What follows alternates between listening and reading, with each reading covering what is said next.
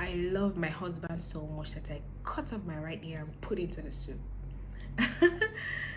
Okay, that's a long and age long story I've heard while I was so young, more like a fable, of a man who married about 7 wives, even if it's not true. I think it was between 5 and 7. Okay, so it's not a new story; it's an old story. So if you know this story, comment in the comment section. I really want to hear it. So I'll tell you why I'm saying this story, sharing this story. So there was a man who married 7 wives. Each wife took turns to cook. So and they usually wear this um, thing that covers their ears. I've forgotten the name right now. Escape my mind. Please remind me in the comment section. So let's say she was the first wife. She cooked the meal and it was really delicious. They all attested to that fact, including the husband. Okay, so so let's say the second wife now, okay, went and asked the first wife, wow, your meal tastes so delicious and our husband enjoyed it as well. What did you do? She said that sentence I said, I love my husband so much that I cut off my right ear and put into the soup. Okay, so she couldn't have known if it's true or not. Like right now, you cannot see my ears, so you would may believe that I don't have some ears that I cut in and put into a soup, but it wasn't true, or it isn't true. Now that's a fable.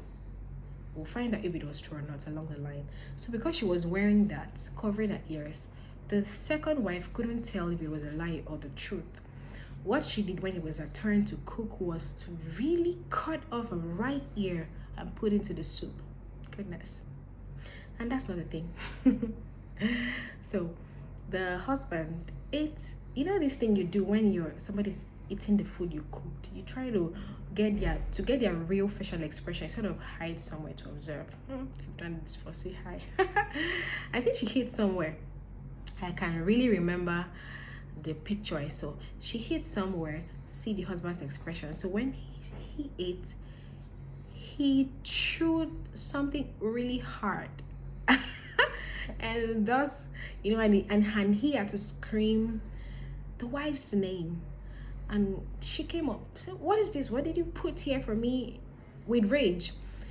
She repeated the same phrase. I love my husband so much that I cut off my right ear and put it into the soup.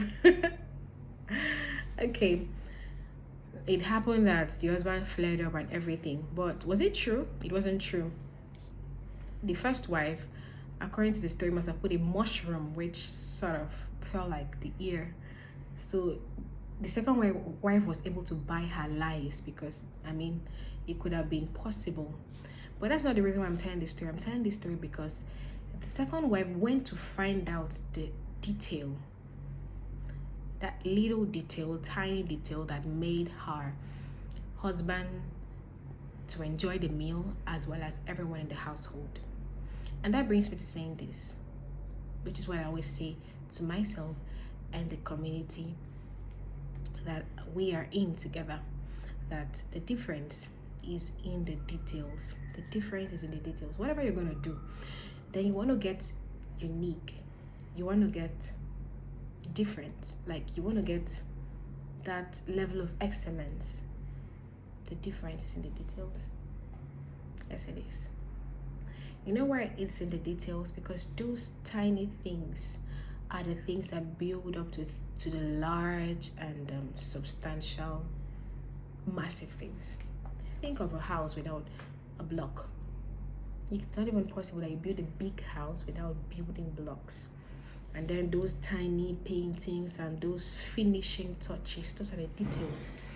Now, the second wife went to ask the first wife for the details, she paid attention to. I like to call the detail the ingredient, like the magic touch. I like to use it that way. So I like to call it the magic touch you put that it's like a trade secret. People that do their products, they have this trade secret. That's like a trade secret. Okay, now the details might translate to something might mean something different for will mean, okay, certainly, because I am a strong believer of uniqueness. The difference will mean something different to you than it is to me, and that's the truth. Okay, so the details could just be the finishing touches. The details could be the 2:1 mix combination. The difference could be just anything, but just so you know, if there is anything that stood out and stood in the spotlight, there's anything that had people standing, giving a standing ovation for, there was certainly a detail in play. And that's what I want you to learn. That's what I want you to personalize and take seriously in this coming year 2025. And every time, think of that detail you need to add. Now look at an industry where we have many professionals, many veterans, many experts. In a world where there are many professionals and many experts, one thing that will make one of them stand out is the details they pay attention to. So like I said, it might mean anything for you. It could be, if it's like a product, it could be the way you deliver it. It could be the exclusivity you make, you allow the customers experience. It could just be anything different, and that's the game changer. So I want to make a review and think of something. And the thing with people that pay attention to details, just like it was for that second wife, is that she was learnable. She was humble to ask the first, even though she was being misled, okay, because it's not true that she cut off the husband, she cut off her right ear to put into food. Even though the first wife misled her, the second wife was open to learning, because if we are looking at details and we are looking at something that is timeless, always keeping people innovative, okay, if we're looking at that, we're going to look at new learnings every day, every day, every day, every day.